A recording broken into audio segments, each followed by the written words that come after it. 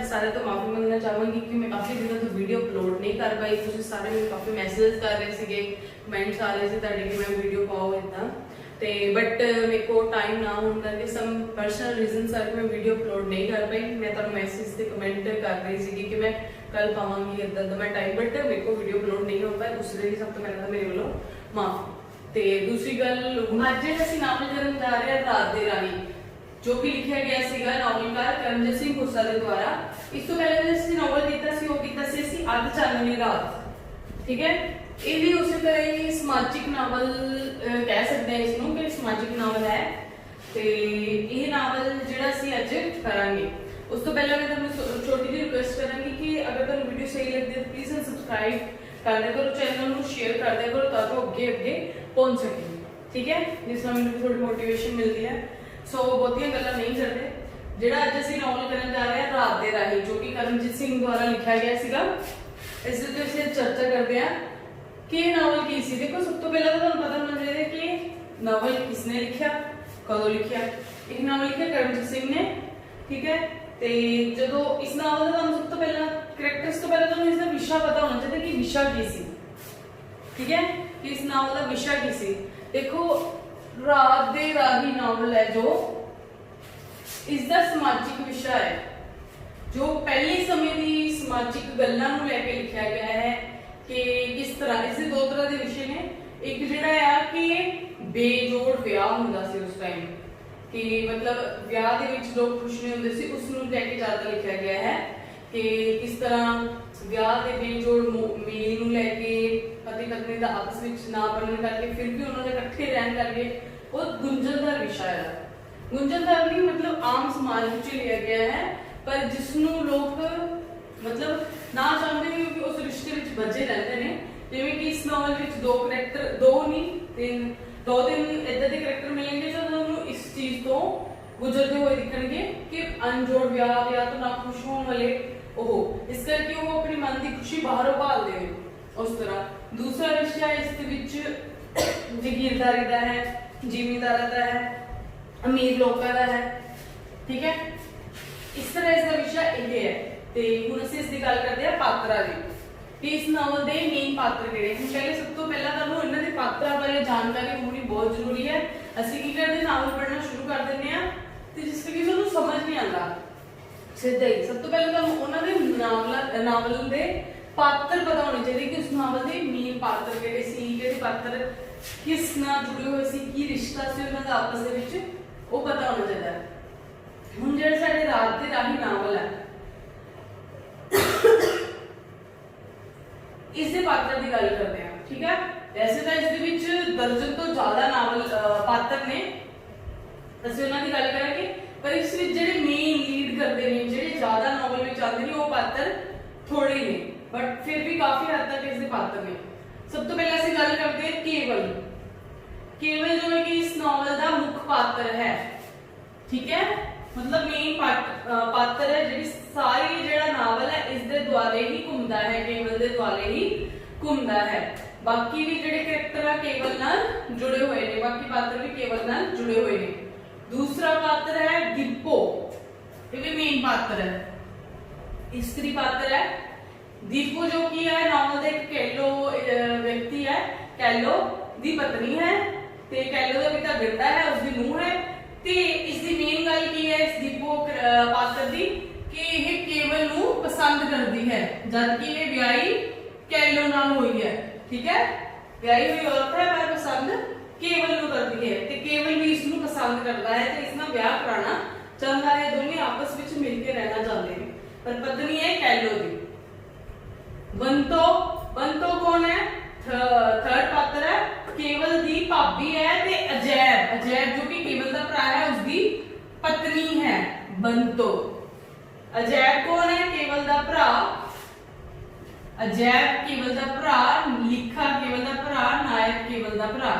ਇਹ ਭਰਾ ਨੇ, ਕੇਵਲ ਦੇ ਭਰਾ ਨੇ, ਠੀਕ ਹੈ। ਕਿਹੜੇ ਕਿਹੜੇ, ਅਜੈਬ, ਲਿਖਾ, ਨਾਇਕ। ਇਸ ਤੋਂ ਬਾਅਦ ਜਵੰਦਾ ਕੇਵਲ ਦਾ ਦਾਦਾ ਹੈ, ਨੰਦਪੁਰ ਕੇਵਲ ਦੀ ਦਾਦੀ है, ठीक है, ये दादा दादी ने केवल दे। बचना केवल दा पिता है, पंजाब कौर केवल दी मां है, बचना पिता है,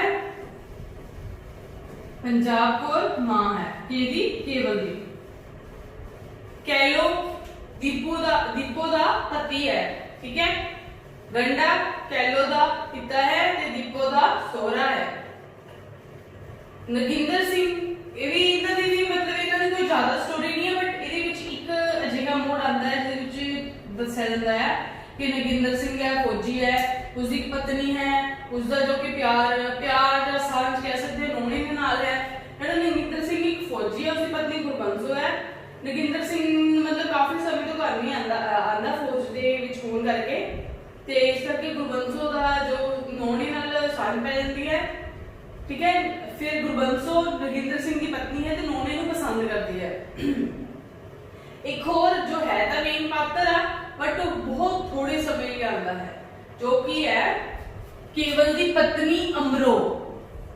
केवल दी पत्नी अमरो नॉवल बहुत एंड ते आंदी है ते ज्यादा समय लिए नहीं रहती, एंड ते आंदी है। नोना एक तरह का केवल दा मित्र कह सकते हैं ते जो कि गुरबंसो नूं पसंद करता है, गुरबंसो दे नाल इसदी सांझ है। टोटल इसदे विच 16 इस तो भी इलावा जिवें सुखदेव ते पाला इदां दी होर पात्र ने, बट उन्हां दा कोई ज्यादा वड्डा रोल नहीं है। मेन पात्र ये ने केवल दीपो बंतो अजैब लीखा नायर जवंदा नंदकौर बचना पंजाब कौर कैलो गंडा नगिंदर सिंह गुरबंसो अमरो नोना। इन्हां दे विचों भी मेन तां इहदे विच ज्यादातर केवल देखण नूं मिलूगा, दीपो बंतो नायब ते कैलो गंडा नोना यही कुछ पात्र तुहानूं ज्यादा देखण नूं मिलणगे। सो ये पात्र नूं मतलब वीडियो देखते देखते तुसीं ये पात्र अपनी कॉपी ते नोट डाउन कर लोगे तां तुहाडे लई बेनिफिट होएगा इस चीज का, ठीक है। ये से पात्र है। हुण असीं अपना नॉवल स्टार्ट करते हैं कि नॉवल स्टार्ट कित्थों हुंदा है, स्टेप बाय स्टेप असीं करांगे इसनूं, ठीक है। ते दो पार्ट डिवाइड करके वीडियो बना लांगे, अगर हो सके अगर एक पार्ट कवर हो तो एक पार्ट। सो ये कुछ पात्र ने जो कि तुसीं अपनी कॉपी ते नोट डाउन कर सकते हैं। इस तो अगे इसते असीं गल करते हैं कि नॉवल शुरू कित्थों हुंदा है, ठीक है। नॉवल असीं शुरू करते हैं। हुण गल करते हैं असीं अपने नावल दी कि नावल कित्थों शुरू हुंदा है।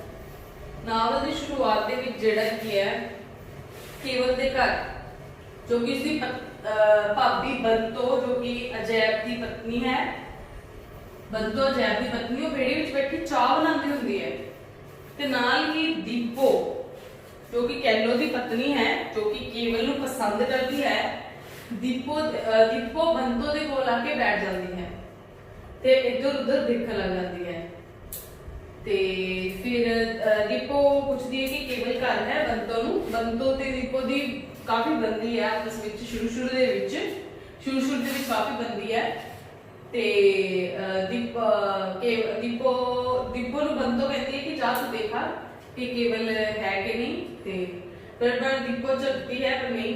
ते फिर बंतो दीपो नूं चाह नहीं कहती कि चाह पी ले, बट वो चाह नहीं पींदी ते इन्ने नूं बंतो खेतां नूं चले जांदी है क्योंकि खेतां विच उसदा पति ते बच्चे कपाह चुगदे हुंदे ने, इस करके वो खेतां विच चाह लेके चली जांदी है।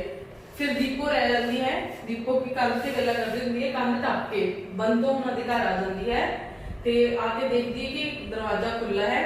उसनूं डर हुंदा है कि पता उत्थे केवल है, केवल दे नाल कोई होर ना होवे। वो डरदी फिर भी अंदर कमरे ते चले जाती है ते अगे जो कि केवल सुत्ता पिया हुंदा है ते उसदे मुंह तो दीपो चादर ला के उसनूं देखदी है ते केवल उठ जांदा है ते एकदम ही हैरान हो जांदा है कि तू इत्थे की कर रही है। ते केवल जिहड़ा है कि अपना मुंह धोंदा है, पानी पूनी पींदा है ते फिर दीपो उसनूं गुस्से नाल कहंदी है।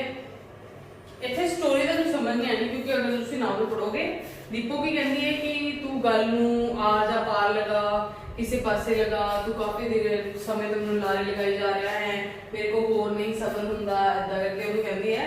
मतलब कि उसनूं ब्याह लई कहंदी है कि असीं ब्याह करा लईए, जबकि दीपो पहला ही ब्याही हुई है ते केवल जो कि कुवारा है। पर दोनों एक दूसरे को पसंद करते हैं कि पर केवल भी चाहता है कि दीपो नाल उसका ब्याह हो जाए, पर कुछ गल्लां करके वो उसनूं टालदा है कि वो चाहता है कि कामरेड जो कि सुखदेव, जिसका इस विच मेंशन नहीं किया मैं, सुखदेव जो कि रिश्ते वगैरह करांदा है, वो कहता है कि एक बार सुखदेव नूं आ लैंदे फिर उस नाल मैं अपनी गल करदा हां। ਤਾਂ ਦੀਪੋ ਗੁੱਸੇ ਵਿੱਚ ਕਹਿੰਦੀ ਹੈ ਕਿ ਮੈਂ ਤੇਰੇ ਨਾਲ ਵਿਆਹ ਕਰਾਣਾ ਹੈ, ਸੁਖਦੇਵ ਜਾਂ ਕਾਮਰੇਡ ਦੇ ਨਾਲ ਨਹੀਂ ਕਰਾਣਾ, ਤੇ ਤੂੰ ਗੱਲ ਨੂੰ ਆੜ ਦਾ ਪਾ ਲਗਾ। ਇਹਨਾਂ ਕਹਿ ਕੇ ਉਹ ਗੁੱਸੇ ਵਿੱਚੋਂ ਉੱਥੋਂ ਚਲੇ ਜਾਂਦੇ ਹਨ। ਫਿਰ ਬੈਠਾ ਬੈਠਾ ਕੇਵਲ ਕੀ ਉਸਦੇ ਦਿਮਾਗ ਵਿੱਚ ਗੱਲਾਂ ਚੱਲਣ ਲੱਗ ਜਾਂਦੀਆਂ ਨੇ, ਪੁਰਾਣੀ ਗੱਲਾਂ ਚੱਲਣ ਲੱਗ ਜਾਂਦੀਆਂ ਨੇ। ਚਾਹੁੰਦਾ ਤੇ ਉਹ ਵੀ ਹੈ ਕਿ ਦੀਪੋ ਨਾਲ ਜਲਦੀ ਤੋਂ ਜਲਦੀ ਵਿਆਹ ਹੋ ਜਾਏ, ਪਰ ਕੁਝ ਗੱਲਾਂ ਕਰਕੇ ਰੁਕ ਜਾਂਦਾ ਹੈ। ਫਿਰ ਉਸਨੂੰ ਆਪਣੇ ਦਾਦੇ ਦੀ ਗੱਲ ਯਾਦ ਆਉਂਦੀ ਹੈ, ਦਾਦੇ ਦੇ ਸਮੇਂ ਦੀ ਗੱਲ ਯਾਦ ਆਉਂਦੀ ਹੈ। ਦਾਦਾ ਜੋ ਕਿ ਜਵੰਦਾ ਕੇਵਲ ਦਾ ਦਾਦਾ ਹੈ, ਉਸ ਦੀ ਗੱਲ ਯਾਦ ਆਉਂਦੀ ਹੈ। ਉਹ ਵੱਡਾ ਜ਼ਿਮੀਂਦਾਰ ਸੀ ਤੇ ਉਸਦਾ ਵਿਆਹ ਕਰ ਦਿੱਤਾ ਗਿਆ ਸੀ ਜਦੋਂ, ਤੇ ਕਾਫੀ ਜਵਾਨ ਹੱਟਾ ਕੱਟਾ ਸੀ। ਪਰ ਕੁਝ ਗੱਲ ਨੰਦ ਕੌਰ ਨਾਲ ਉਸਦਾ ਵਿਆਹ ਹੋ ਜਾਂਦਾ ਹੈ। ਨੰਦ ਕੌਰ ਛੋਟੀ ਉਮਰ ਦੀ ਹੁੰਦੀ ਹੈ, ਜਵੰਦਾ ਹੱਟਾ ਕੱਟਾ ਜਵਾਨ ਹੁੰਦਾ ਹੈ। ਤੇ ਕੁਝ ਜਵੰਦੇ ਦੇ ਇਹ ਘਰ ਵਿੱਚ ਬੱਚਾ ਨਹੀਂ ਹੁੰਦਾ, ठीक है, जिस करके जवंदे ਨੂੰ ਲੋਕੀ ਗੱਲਾਂ ਕਰਨ ਲੱਗ ਜਾਂਦੇ ਹਨ ਕਿ ਇਹ ਜਨਾਨਾ ਹੈ, ਇਹ ਉਹ ਏਦਾਂ ਕਰਕੇ। ਨਾਵਲ ਦੇ ਵਿੱਚ ਬਹੁਤ ਕੁਝ ਲਿਖਿਆ ਹੋਇਆ ਹੈ ਜਵੰਦੇ ਦੇ ਬਾਰੇ ਕਿ ਇਦਾਂ ਇਹਨਾਂ ਦੇ ਕੁਝ ਰੀਜ਼ਨਸ ਦਿੱਤੇ ਹੋਏ ਨੇ, ਠੀਕ ਹੈ। ਫਿਰ ਜੋ ਕਿ ਆਨੰਦ ਕੌਰ ਦੇ ਘਰ ਬੱਚਾ ਨਹੀਂ ਹੁੰਦਾ, ਜਵੰਦੇ ਦੇ ਘਰ ਬੱਚੇ ਨੂੰ ਲੋਕ ਗੱਲਾਂ ਕਰਦੇ ਨੇ। ਫਿਰ ਕੁਝ ਦਵਾਈ ਦਾਰੂ ਕਰਨ ਤੋਂ ਬਾਅਦ ਆਨੰਦ ਕੌਰ ਦੇ ਘਰ ਇੱਕ ਲੜਕਾ ਹੁੰਦਾ, ਬੱਚਾ ਹੁੰਦਾ ਹੈ, ਬਚਨਾ ਜੋ ਕਿ ਕੇਵਲ ਦਾ ਪਿਤਾ ਹੈ, ਠੀਕ ਹੈ।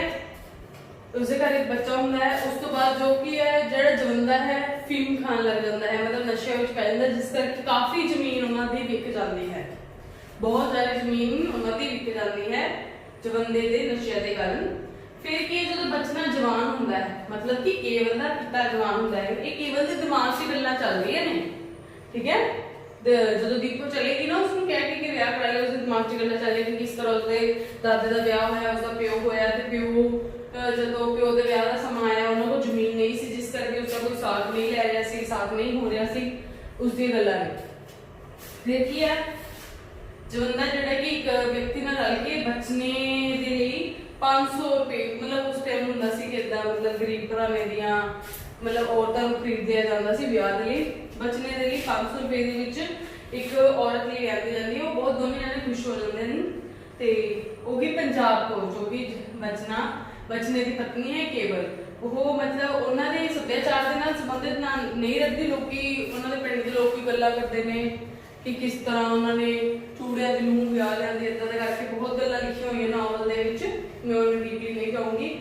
ਤੇ ਕੀ ਕਹਿੰਦੇ, ਫਿਰ ਜਿਹੜੀ ਉਹ ਔਰਤ ਹੈ ਜਿਸ ਨੂੰ ਬਚਨੇ ਲਈ ਵਿਆਹ ਕੇ ਜਾਂਦਾ, ਜਦੋਂ ਘਰ ਵਿੱਚ ਘੁੰਮਦੀ ਹੈ ਤਾਂ ਉਹਨਾਂ ਦੇ ਸੱਭਿਆਚਾਰ ਨੂੰ ਗ੍ਰਹਿਣ ਕਰ ਲੈਂਦੀ ਹੈ ਤੇ ਉਸਦਾ ਨਾਮ ਉਹ ਪੰਜਾਬ ਕੌਰ ਰੱਖ ਦਿੰਦੇ ਨੇ, ਠੀਕ ਹੈ, ਜੋ ਕਿ ਕੇਵਲ ਦੀ ਮਾਂ ਹੈ। ਫਿਰ ਬਚਨੇ ਦੇ ਘਰ ਵਧੀਆ ਚੱਲਦਾ ਹੈ। ਬਚਨੇ ਦੇ ਘਰ 4 ਪੁੱਤਰ ਤੇ 2 ਕੁੜੀਆਂ ਹੁੰਦੀਆਂ ਨੇ। 4 ਪੁੱਤਰ ਕਿਹੜੇ? ਕੇਵਲ, ਅਜੈਬ, ਲੀਖਾ, ਨਾਇਬ ਤੇ 2 ਕੁੜੀਆਂ ਹੋਰ ਹੁੰਦੀਆਂ ਨੇ, ਠੀਕ ਹੈ। ਜੋ ਕਿ ਅਜੈਬ ਤੇ ਨਾਇਬ ਹੈ ਜੋ ਕਿ ਹੈ ਵੱਡੇ ਨੇ, ਇਹਨਾਂ ਕੇਵਲ ਤੇ ਲੀਖੇ ਤੋਂ ਵੱਡੇ ਨੇ ਅਜੈਬ ਤੇ ਨਾਇਬ। ਪਰ ਅਜੈਬ ਤੇ ਨਾਇਬ ਹੁਣ ਜਵਾਨ ਹੋ ਚੁੱਕੇ ਹਨ ਤੇ ਉਹਨਾਂ ਦੇ ਹਾਨੀਆਂ ਦਾ, ਉਹਨਾਂ ਦੇ ਮਿੱਤਰਾਂ ਦਾ ਵੀ ਵਿਆਹ ਹੋ ਚੁੱਕਿਆ ਹੈ, ਜਿਸ ਕਰਕੇ ਅਜੈਬ ਤੇ ਨਾਇਬ ਸੋਚਦੇ ਨੇ। ਪਰ ਜ਼ਮੀਨ ਨਾ ਹੋਣ ਕਰਕੇ ਕੁਝ ਗੱਲਾਂ ਕਰਕੇ ਉਹਨਾਂ ਦਾ ਵਿਆਹ ਨਹੀਂ ਹੋ ਪਾਉਂਦਾ, ਜਿਸ ਕਰਕੇ ਉਹ ਪਰੇਸ਼ਾਨ ਹੁੰਦੇ ਹਨ। ਫਿਰ ਕੀ ਹੈ, ਬਚਨਾ ਜੋ ਕਿ ਗੱਲ ਕਰਕੇ ਅਜੈਬ ਦੇ ਲਈ ਇੱਕ ਗਰੀਬ ਘਰਾਣੇ ਦੀ ਲੜਕੀ ਨਾਲ ਉਸਦਾ ਵਿਆਹ ਕਰਾ ਦਿੰਦਾ ਹੈ, ਬੰਤੋ ਨਾਲ। ਬੰਤੋ ਨਾਲ ਪੈਸੇ ਦੇ ਕੇ ਜੋ ਕਿ ਹੈ ਅਜੈਬ ਦਾ ਵਿਆਹ ਕਰਾ ਦਿੰਦਾ ਹੈ। ਤੇ ਉਸ ਦੇ ਵਿੱਚ ਇੱਕ ਘਟਨਾ ਫਿਰ ਦੱਸੀ ਹੋਈ, ਜਦੋਂ ਬੰਤੋ ਵਿਆਹ ਕੇ ਆ ਜਾਂਦੀ ਹੈ ਤਾਂ ਕੀ ਹੈ, ਕੇਵਲ ਜਿੱਦ ਕਰਦਾ ਹੈ ਕਿ ਉਸਨੇ ਭਾਬੀ ਦੇ ਪੱਟਾ ਤੇ ਬੈਠਣਾ ਹੈ, ਅਦਰ ਕਿ ਉਹ ਸਟੋਰੀ ਦੇਖੀ ਹੋਈ ਹੈ, ਜਿਸ ਕਰਕੇ ਸਾਰੇ ਨਾਰਾਜ਼ ਹੁੰਦੇ ਨੇ, ਠੀਕ ਹੈ। ਤੇ ਇਹ ਸਟੋਰੀ ਦੱਸੀ ਹੋਈ ਹੈ। ਉਸ ਤੋਂ ਬਾਅਦ ਜੋ ਕੀ ਹੈ, ਬੰਤੋ ਬਾਰੇ ਦੱਸਿਆ ਗਿਆ ਕਿ ਉਹ ਕਿਸ ਸੁਭਾਅ ਦੀ ਹੈ, ਮਤਲਬ ਉਹ ਕਦੀ ਤਾਂ ਸਭ ਨਾਲ ਬਹੁਤ ਮਿੱਠੀ ਹੋ ਜਾਂਦੀ ਹੈ, ਕਦੀ ਉਹ ਕਿਸੇ ਨਾਲ ਮਤਲਬ ਇੱਕੋ ਦਮ ਹੀ ਵਿਗਾੜ ਲੈਂਦੀ ਹੈ। ਮਤਲਬ ਉਸਦੇ ਸੁਭਾਅ ਬਾਰੇ ਦੱਸਿਆ ਹੈ ਕਿ ਕੇਵਲ ਨਾਲ ਵੀ ਕਦੀ ਉਸਦੀ ਬਹੁਤ ਬਣਦੀ ਹੈ ਤੇ ਕਦੀ ਕੇਵਲ ਦੇ ਬਿਲਕੁਲ ਹੀ ਖਿਲਾਫ ਹੋ ਜਾਂਦੀ ਹੈ। ਬੰਤੋ ਦੇ ਬਾਰੇ ਇਹ ਗੱਲ ਦੱਸੀ ਗਈ ਹੈ।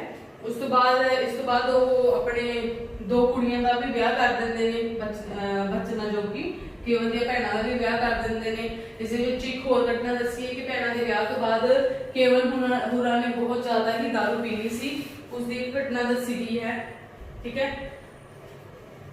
ਤੇ ਇਸ ਦੇ ਵਿੱਚ ਫਿਰ ਇੱਕ ਕਾਂਡ ਇੱਥੇ ਤੁਹਾਡਾ ਪੂਰਾ ਹੋ ਜਾਂਦਾ ਹੈ ਜੇਕਰ ਦੱਸੀਏ, ਪਰ ਮੇਰੇ ਖਿਆਲ ਬੁੱਕ ਦੇ ਵਿੱਚ ਤੁਹਾਨੂੰ ਕਾਂਡ ਵਾਈਜ਼ ਨਹੀਂ ਦਿੱਤੇ ਗਏ, ਇੱਥੇ ਇੱਕ ਨਾਵਲ ਪੂਰਾ ਹੋ ਜਾਂਦਾ ਹੈ ਕਿ ਇਹ ਸਟੋਰੀ ਦੱਸੀ ਗਈ ਹੈ। ਇਸ ਤੋਂ ਬਾਅਦ ਜਿਹੜਾ ਸੈਕਿੰਡ ਕਾਂਡ ਸ਼ੁਰੂ ਹੋਣਾ ਉਸ ਦੇ ਬਾਰੇ ਅਸੀਂ ਚਰਚਾ ਕਰਦੇ ਹਾਂ। ਇਹ ਕਾਂਡ ਇੰਨਾ ਕੀ ਸੀ ਜਿੱਥੇ ਕਿ ਦੀਪੋ ਬੰਤੋ ਕੋਲ ਆਉਂਦੀ ਹੈ ਤੇ ਜਿਹੜੀ ਕੇਵਲ ਨੂੰ ਦੀਪੋ ਮਿਲਦੀ ਹੈ, ਕੇਵਲ ਨਾਲ ਵਿਆਹ ਦੀ ਗੱਲ ਕਰਦੀ ਹੈ ਕਿ ਛੇਤੀ ਕਰ, ਫਿਰ ਕੇਵਲ ਦੇ ਦਿਮਾਗ ਦੇ ਵਿੱਚ ਇਹ ਸਾਰੀਆਂ ਗੱਲਾਂ ਚੱਲਦੀਆਂ ਨੇ। ਇਹ ਸਟੋਰੀ ਹੈ, ਠੀਕ ਹੈ, ਕਿ ਕੇਵਲ ਦੇ ਕਿੱਦਾਂ ਉਸਦੇ ਦਾਦੇ ਦਾ ਵਿਆਹ ਹੋਇਆ, ਕਿਸ ਤਰ੍ਹਾਂ ਉਸਦੇ ਪਿਓ ਦਾ ਵਿਆਹ ਹੋਇਆ, ਕਿਸ ਤਰ੍ਹਾਂ ਜੈਦ ਦਾ ਵਿਆਹ ਹੋਇਆ ਬੰਤੋ ਆਈ, ਠੀਕ ਹੈ। ਇੰਨੀਆਂ ਗੱਲਾਂ ਇੱਕ ਕਾਂਡ ਦੇ ਵਿੱਚ ਆਉਂਦੀਆਂ। ਹੁਣ ਨੈਕਸਟ ਕਾਂਡ ਅਸੀਂ ਕਰਾਂਗੇ ਦੂਜਾ ਕਾਂਡ।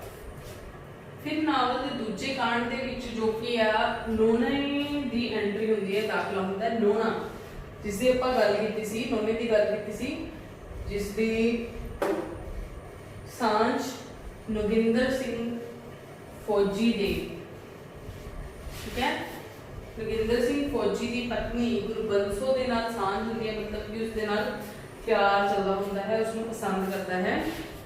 ਉਹ ਆ ਕੇ ਕੇਵਲ ਕੋਲ ਬੈਠ ਜਾਂਦਾ ਹੈ ਤੇ ਕੇਵਲ ਕੋਲੋਂ ਦੀਪੋ ਤੇ ਕੇਵਲ ਦੀ ਗੱਲ ਬਾਰੇ ਉਸ ਨੂੰ ਪਤਾ ਲੱਗਦਾ ਹੈ। ਕੇਵਲ ਉਸ ਨੂੰ ਸਾਰੀਆਂ ਗੱਲਾਂ ਦੱਸਦਾ ਹੈ ਕਿ ਕਿਸ ਤਰ੍ਹਾਂ ਉਹ ਦੀਪੋ ਨੂੰ ਪਸੰਦ ਕਰਦਾ ਹੈ ਤੇ ਉਸ ਨਾਲ ਵਿਆਹ ਕਰਾਉਣਾ ਚਾਹੁੰਦਾ ਹੈ। ਕੇਵਲ ਤੇ ਜਿਹੜਾ ਨੋਨਾ ਹੈ ਦੋਨੇ ਬੈਠ ਕੇ ਸ਼ਰਾਬ ਪੀਂਦੇ ਹਨ ਤੇ ਗੱਲਾਂ ਕਰਦੇ ਹਨ, ਕਿਉਂਕਿ ਨੋਨੇ ਨੇ ਕਾਫੀ ਜ਼ਿਆਦਾ ਸ਼ਰਾਬ ਪੀ ਲਈ। ਤੇ ਫਿਰ ਜਦੋਂ ਦੀਪੋ ਜੋ ਕਿ ਕੰਧ ਦੇ ਉੱਤੋਂ ਉਹਨਾਂ ਨੂੰ, ਜਦੋਂ ਕੇਵਲ ਤੇ ਨੋਨਾ ਦਾਰੂ ਪੀਂਦੇ ਹੁੰਦੇ ਹਨ ਤਾਂ ਦੀਪੋ ਕੀ ਦਾਲ ਬਣਾ ਕੇ ਘਿਓ ਪਾ ਕੇ ਉਹਨਾਂ ਨੂੰ ਰੋਟੀ ਸਬਜ਼ੀ ਦੇ ਕੇ ਜਾਂਦੀ ਹੈ, ਜਿਸ ਨੂੰ ਦੇਖ ਕੇ ਕੇਵਲ ਦੇ ਮਨ ਵਿੱਚ ਖੁਸ਼ੀ ਹੁੰਦੀ ਹੈ ਕਿ ਉਹ ਚਾਹੁੰਦਾ ਹੈ ਕਿ ਉਸਦਾ ਛੇਤੀ ਤੋਂ ਛੇਤੀ ਵਿਆਹ ਹੋ ਜਾਏ, ਉਸਦਾ ਘਰ ਸਬਰ ਜਾਏਗਾ, ਮਤਲਬ ਇਸ ਤਰ੍ਹਾਂ ਦੇ ਉਸਦੇ ਮਨ ਵਿੱਚ ਵਿਚਾਰ ਆਉਂਦੇ ਨੇ। ਉਧਰੋਂ ਨੋਨੇ ਨੂੰ ਕੀ ਜ਼ਿਆਦਾ ਚੜ ਜਾਂਦੀ ਹੈ। ਫਿਰ ਜੋ ਕੀ ਆ ਕੇਵਲ ਹੈ ਜੋ ਕਿ ਨੋਨੇ ਨੂੰ ਉਸਦੇ ਘਰ ਛੱਡਣ ਜਾਂਦਾ ਹੈ, ਘਰ ਛੱਡ ਕੇ ਆਉਂਦਾ ਹੈ, ਦੁਬਾਰਾ ਬਿਸਤਰ ਤੇ ਪਿਆ ਹੀ ਸੋਚਦਾ ਹੈ ਕਿ ਕਿਸ ਤਰ੍ਹਾਂ ਉਸਦਾ ਦੀਪੋ ਨਾਲ ਵਿਆਹ ਹੋ ਜਾਏਗਾ, ਉਸਦੇ ਘਰ ਰੌਣਕ ਲੱਗ ਜਾਏਗੀ, ਮਤਲਬ ਅਜਿਹੀਆਂ ਗੱਲਾਂ ਉਸਦੇ ਮਨ ਵਿੱਚ ਆਉਂਦੀਆਂ ਨੇ। ਫਿਰ ਇਸ ਦੇ ਅੱਗੇ ਜਾ ਕੇ ਜੋ ਕਿ ਕੈਲੋ ਨਹੀਂ ਆਉਂਦੇ ਨੇ, ਕੈਲੋ ਜੋ ਕਿ ਦੀਪੋ ਦਾ ਪਤੀ ਹੈ, ਉਹ ਖੇਤਾਂ ਵਿੱਚ ਕੰਮ ਕਰਦੇ ਹੁੰਦੇ ਹਨ। ਉਹਨਾਂ ਕੋਲੋਂ ਬਹੁਤੀ ਸੰਭਲ ਨਹੀਂ ਰਹੀ ਹੁੰਦੀ, ਉਹਨਾਂ ਕੋਲ ਕੰਮ ਨਹੀਂ ਹੋ ਰਿਹਾ ਹੁੰਦਾ, ਉਹਦਾ ਪਿਓ ਵੀ ਨਾਲ ਲੱਗਿਆ ਹੁੰਦਾ ਹੈ। ਕੇਵਲ ਇਹ ਸਭ ਬੈਠਾ ਦੇਖਦਾ ਹੁੰਦਾ ਹੈ ਤੇ ਕੁਝ ਟਾਈਮ ਬਾਅਦ ਕੇਵਲ ਉਹਨਾਂ ਦੇ ਕੋਲ ਆ ਕੇ ਗੰਡੇ ਨੂੰ ਕਹਿੰਦਾ ਹੈ ਕਿ ਇਹ ਕੰਮ ਕਿ ਮੁੰਡਾ ਤੇਰਾ ਅਜੇ ਇਹਨਾਂ ਕੰਮਾਂ ਜੋਗਾ ਨਹੀਂ ਹੈ, ਨਾ ਹੀ ਤੈਨੂੰ ਇਸ ਦਾ ਵਿਆਹ ਕਰਨਾ ਚਾਹੀਦਾ ਸੀ, ਨਾ ਹੀ ਇਸ ਕੋ ਖੇਤੀਬਾੜੀ ਸੰਬੰਧੀ ਹੈ। ਗੰਡਾ ਕੁਝ ਗੱਲ ਦੇ ਵਿੱਚ ਹਾਮੀ ਭਰ ਦਿੰਦਾ ਕਿ ਹਾਂ ਸ਼ਾਇਦ ਠੀਕ ਹੈ, ਕਿਉਂਕਿ ਜੋ ਕੈਲੋ ਹੈ ਬਹੁਤ ਹੀ ਕਮਜ਼ੋਰ ਹੈ ਤੇ ਇੰਨਾ ਸਿਆਣਾ ਨਹੀਂ ਹੈ, ਠੀਕ ਹੈ। ਫਿਰ ਜੋ ਕਿ ਕੇਵਲ ਉਹਨਾਂ ਦੇ ਖੇਤਾਂ ਵਿੱਚ ਉਹਨਾਂ ਦੇ ਨਾਲ ਕੰਮ ਵਗੈਰਾ ਕਰਾਉਂਦਾ ਹੈ, ਜਿਸ ਤੋਂ ਗੰਡਾ ਬਹੁਤ ਖੁਸ਼ ਹੁੰਦਾ ਹੈ।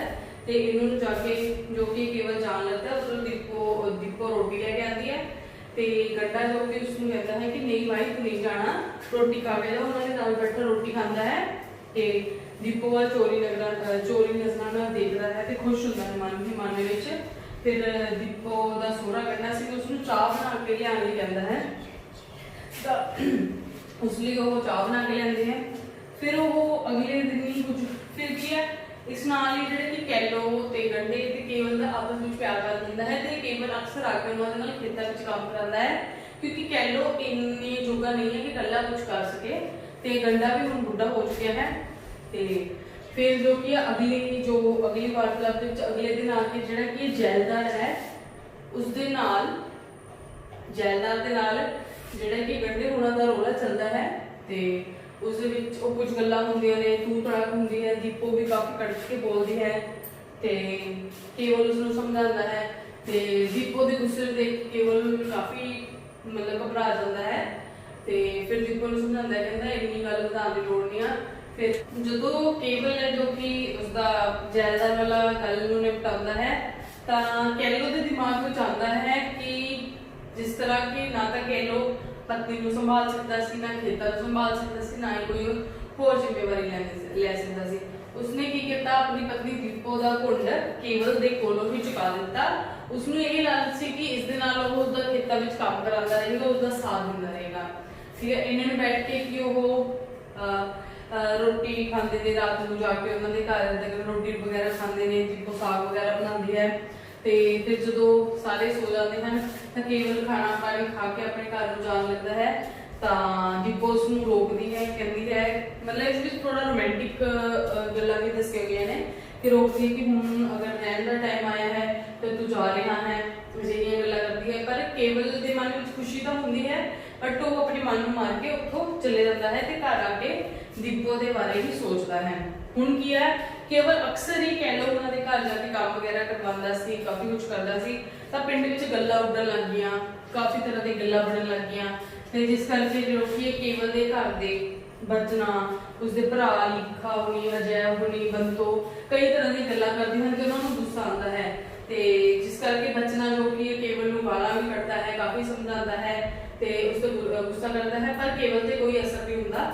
ਔਰ ਰੋਜ਼ ਹੀ ਕਹਿ ਲਓ ਉਹਨਾਂ ਦੇ ਖੇਤਾਂ ਵਿੱਚ ਜਾ ਕੇ ਉਹਨਾਂ ਨਾਲ ਕੰਮ ਕਰਾਉਂਦਾ ਸੀ ਤੇ ਦੀਪੋ ਦੇ ਨਾਲ ਉਸਦਾ ਉੱਥੇ ਕਾਫੀ ਦਿਲ ਲੱਗਿਆ ਰਹਿੰਦਾ ਹੁੰਦਾ ਸੀ। ਤੇ ਕਹਿ ਲਓ ਉਹਨਾਂ ਨੂੰ ਇਹ ਸੀਗਾ ਕਿ ਉਹਨਾਂ ਦਾ ਕੰਮ ਹੋ ਰਿਹਾ ਹੈ ਜੋ ਵੀ ਹੈ, ਇਸ ਕਰਕੇ ਉਹਨਾਂ ਦਾ ਇਹ ਸਾਂਝੀ ਕੰਮ ਚੱਲੀ ਜਾ ਰਿਹਾ ਸੀ। ਪਰ ਦੂਜੇ ਪਾਸੇ ਉਸਦੇ ਘਰ ਦੇ ਬਹੁਤ ਜ਼ਿਆਦਾ ਹੀ ਪਰੇਸ਼ਾਨ ਸਨ।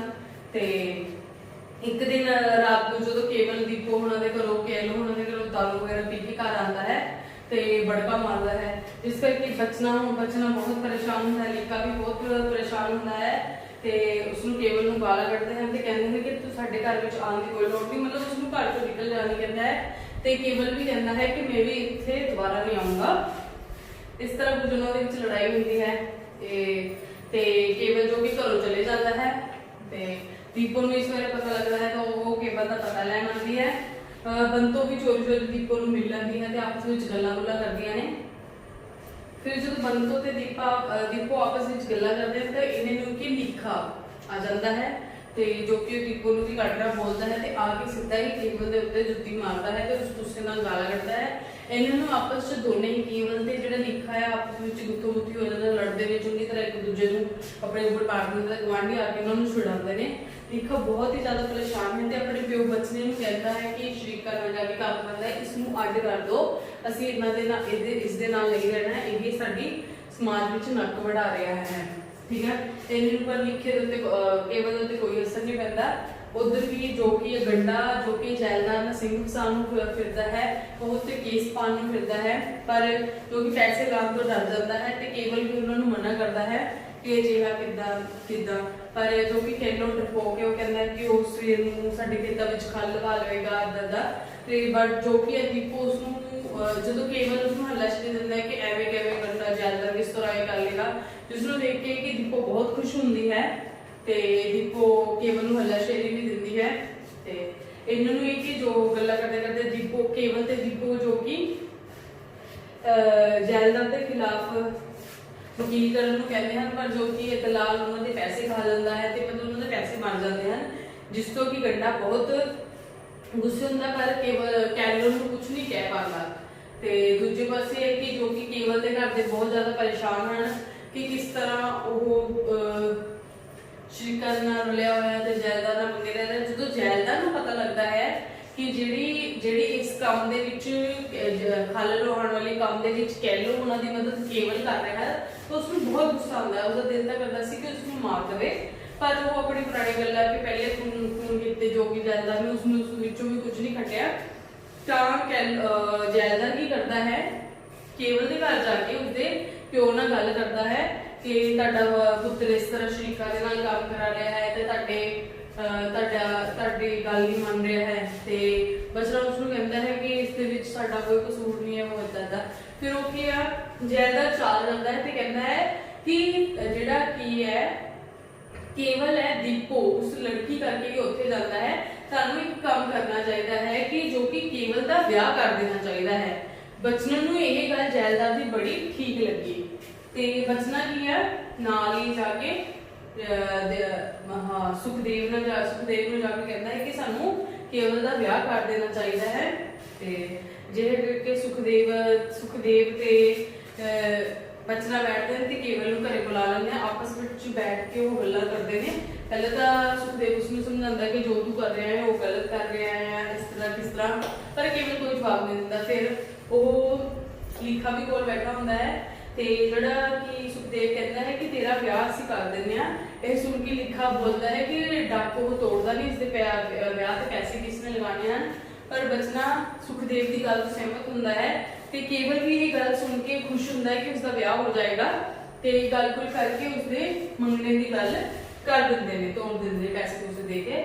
ਤੇ ਕੇਵਲ ਵੀ ਕਾਫੀ ਖੁਸ਼ ਹੁੰਦਾ ਹੈ। ਕੁਝ ਸਮੇਂ ਬਾਅਦ ਜਦੋਂ ਕੇਵਲ ਕੈਲੋ ਉਹਨਾਂ ਦੇ ਦੀਪੋ ਉਹਨਾਂ ਦੇ ਖੇਤਾਂ ਵਿੱਚ ਜਾਂਦਾ ਹੈ ਤਾਂ ਕੈਲੋ ਤੇ ਦੀਪੋ ਉਸਨੂੰ ਕਹਿੰਦੇ ਹਨ ਕਿ ਵਾਹ ਤੂੰ ਚੋਰੀ ਮੰਗਣਾ ਕਰਾ ਲਿਆ ਹੈ। ਤਾਂ ਜੋ ਕਿ ਕੇਵਲ ਥੋੜਾ मतलब शर्मिंदा जा हो जाता है। दीपो भी उसनू टोंट जा मारती है कि तू चोरी चोरी मंगना करा लेता। ते फिर केवल की है बोतल कट के हमने कि मैं बोतल तो ले आया हाँ यही कोई गल नहीं है, आपस में बैठ के फिर वो चाह पानी पीने हैं। तो दीपो भी उन्होंने कोल ही इधर उधर घूमती है। ये गल्लां दे विच सारी गल्लां होंदियां ने। ते फिर दूजे पासे जायदाद की गल करते हैं कि इस तरह जायदाद कहता है कि उसने साडे खेतों में खल पवा लेनी है ऐदा। फिर दीपो बैठ के उन्होंने नाल गल्लां करदी है। ये सारियां गल्लां चलदियां। दूजे पासे जो कि जायदाद उन्होंने केवल उन्होंने घरे आके गल्लां करदा है तां उस दे विचों रात नूं खल पाउण दी गल करदे हैं ते दारू दूरू भी पींदे हैं। ते रात को जो कि पिस्तौल दे फायर भी करते हैं, जिस तो बाद सवेरे जो कि जो उठते हैं तो कोई भी वो खाली नहीं होती, कुछ नहीं होती। तो उधरों दूजे पासे जो कि एक तरह जायदाद की साजिश होती है उन्होंने फसान दे लई। ते दूजे पासे पुलिस उन्होंने घर आ जाती है ते केवल नूं कुटदी है, मारदी है, चंगे जो परिवार नूं कुटदी है ते केवल नूं आखदी है कि तेरे को पिस्तौल ही, जिस तो केवल बहुत ही परेशान ते गुस्से में आ जाता है।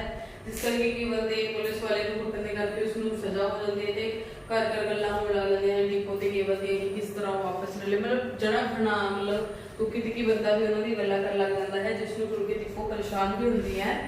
ते जदों कि फिर लोगों ने बचने ने सोचा कि हुण जो कि केवल का ब्याह कर देना जरूरी है। वो जो कि पाला जिसने कि केवल के ब्याह के लिए 1200 रुपए इन्हों तो ली सी कि उसका ब्याह कर देगा, उसके कोल जाता है।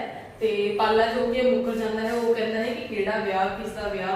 ते जो कि बचने नाल गुस्सा आंदा है ते बचने उन्हें खुद ही कुड़ी वाले के घर चले जाते हैं, जिसने उसका केवल का मंगना हो जाता है। जो उस कुड़ी वाले के घर जाके वो गल करते हैं तो कुड़ी वाले कहते हैं कौन पाला, कोई मंगना नहीं होया, कोई पैसा नहीं दिता।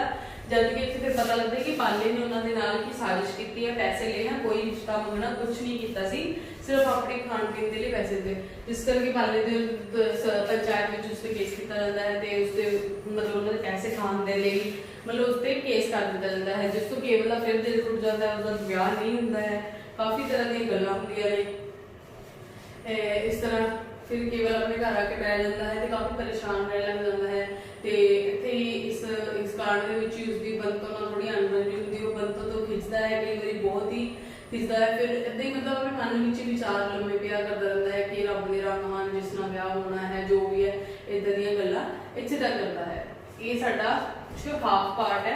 इस तो बाद असं नैक्सट पार्ट नैक्सट वीडियो च करेंगे, तुहानूं पता होना चाहिए कि इस विच की है, क्योंकि इस तो बड़ा हो जाएगा तुहानूं समझ नहीं आएगी। इत्थे ये नावल का मतलब ये पार्ट उत्थे खत्म करते जिथे कि केवल का रिश्ता नहीं होता है।